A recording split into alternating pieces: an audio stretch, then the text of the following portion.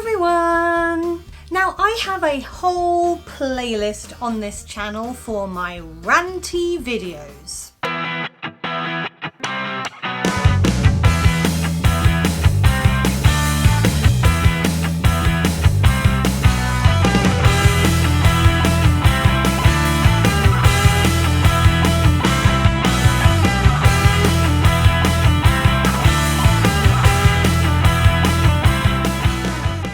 But the irony is, whilst I genuinely enjoy a good rant, I will do almost anything to avoid a full-blown confrontation with people.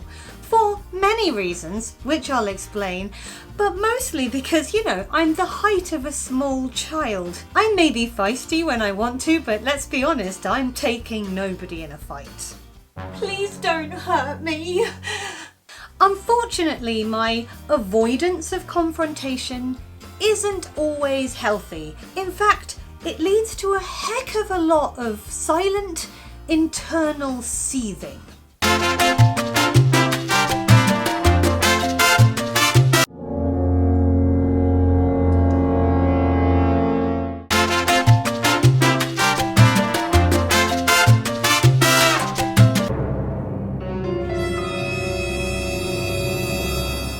Internal seething then causes all kinds of other problems for me, such as insomnia, headaches, anxiety, depression, stomach cramps, acid reflux, and more. Another irony is the fact that whilst I avoid confrontation any way I can, I actually have a track record of handling it pretty well. For example, there was a time when my mum and I were on a road trip.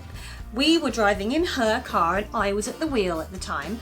We both needed to use the loo, so we pulled into a service station. It was super duper busy and the only space I could see in the whole car park looked kind of tight, but I figured I could do it.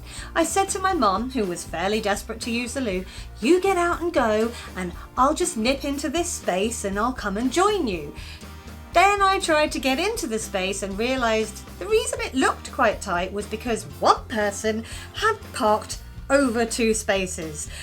Only by about this much, but enough to mean that I accidentally scraped against their car as I pulled into said space. Now, I am a very apologetic person and I immediately was like, "Oh my god, I'm so sorry. I think that will just buff out. I think you need to just get a wet cloth and I don't think that's a scratch, it's just a buff mark."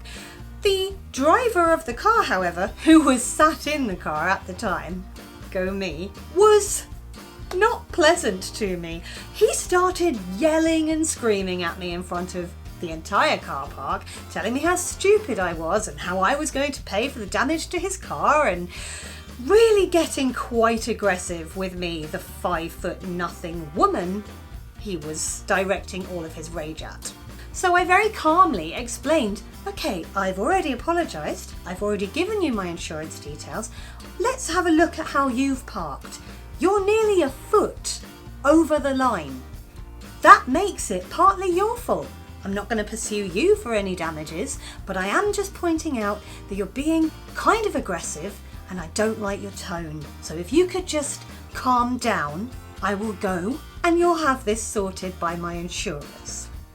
Anyway, a few days later, I received a letter, handwritten, from this man apologising for the terrible way in which he had yelled at me and saying that actually I was completely right, he was at fault, and the mark had washed off with a cloth. So yeah, I'm not actually bad at handling myself in a confrontation, I just don't like being in them. Partly because I'm a very sensitive person and I genuinely worry that I will handle the confrontation by doing this. Why are you being so mean to me? Also, I am part Greek Cypriot and I have a Mediterranean temper, and there's a small part of me that worries that in a confrontation I'll do this.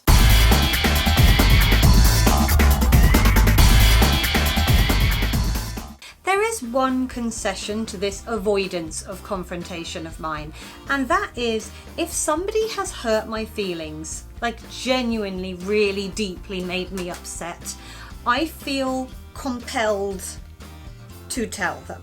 In most circumstances. Without getting all deep and meaningful on you, there is a reason for this. I was, as has been discussed on this channel, horrendously bullied at school. For years, we're talking spat at, told to go and kill myself because I was so ugly. It's a horrible time in my life. And throughout those years, I only ever stood up to myself once. And it wasn't to one of the ringleaders of the bullies, because my God was I too terrified to do that. It was to a random lad who was friends with them, who walked past me one lunchtime and called me a nickname, and I just exploded and basically did the whole "say my name" thing at him. Kind of proud of it, really, but anyway, I digress. I never stood up for myself the rest of the time. I just used to sit there quietly wishing everything would stop and I could just get on with my life. Many years later, I ended up in a deeply toxic relationship with somebody who psychologically and emotionally abused me. I'm not going to go into that, but again, right up until the day I left, I never stood up for myself. I tolerated so much rubbish because I excused the behavior in my brain because the person made excuses for it, and so I figured maybe it's all me. My fault. Maybe I deserve this.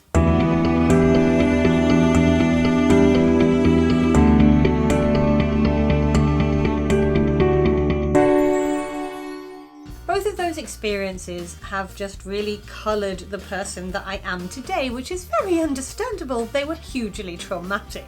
But now I do have this compulsion where if somebody has genuinely hurt my feelings, I feel like I have to say something. It's almost like I have to make up for the times that I didn't defend myself, so I do it now. There are exceptions to that rule because, as mentioned many times on this channel, I'm a ludicrously oversensitive twonk.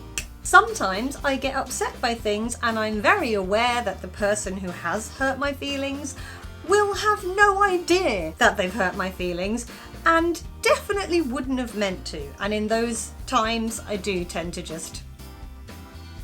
because I don't want a confrontation. It's not their issue, it's my issue. Or, you know, to put it more accurately, one of my many issues. Also, there's this whole thing where Leslie and I were talking about it a few days ago. People fall into one camp or another if you tell them they've hurt your feelings. It's either camp one, which we both belong to, where you go, "Oh my God, I am mortified. I would never want to hurt your feelings. I'm so sorry." Or it's camp two, where you go, "I have not done anything wrong. Why are you accusing me of something?" And sometimes, if I don't know which camp a person is likely to fall into, I may avoid saying my feelings are hurt because I don't want to experience camp 2.